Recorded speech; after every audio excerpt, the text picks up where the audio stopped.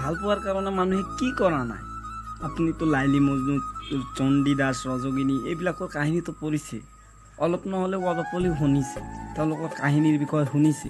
আৰু তেওঁলোকৰ কাহিনীটো যেতিয়া পঢ়িব, যেতিয়া মানে শুনিব, তেতিয়া আপোনাৰ চকুৰে চকু পানী ওলাই আহিব। এনেকুৱা ভাল পোৱা হৈছিল। কিন্তু আজিৰ দিনত সেনেকুৱা ভাল পোৱা নাই। ভাল পোৱাৰ মিনিংটোৱে যেন চেঞ্জ হৈ গৈছে।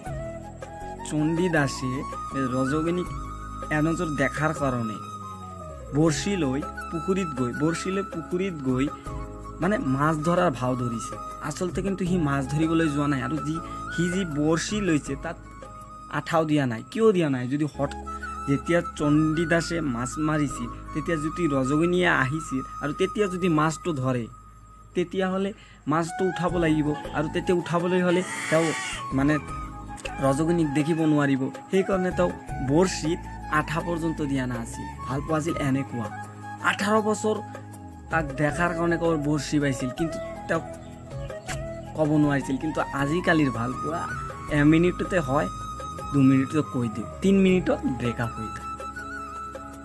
আগৰ ভাল পোৱাৰ কাহিনীবিলাক পঢ়িলে আপোনাৰ চকুৰে চকু পানী ওলাই আহে। আৰু আজিৰ ভাল পোৱা এটা চিটুৱেশ্যন আহিলেই বোলে ভাল পোৱা ব্ৰেকআপ হৈ যায়। তো ভাল পোৱা নহয়, আচলতে এইটো হ'ল আকৰ্ষণ। চুমুকৰ আকৰ্ষণ পৰিছে নে নাই? পৰিছে। প্লাছ আৰু মাইনাছ হ'লে এটা এট্ৰাকশ্যন হয় না নাই? এনেকুৱা এটা এট্ৰাকশ্যন, পুৰুষ আৰু মহিলাৰ এনেকুৱা এটা এট্ৰাকশ্যন।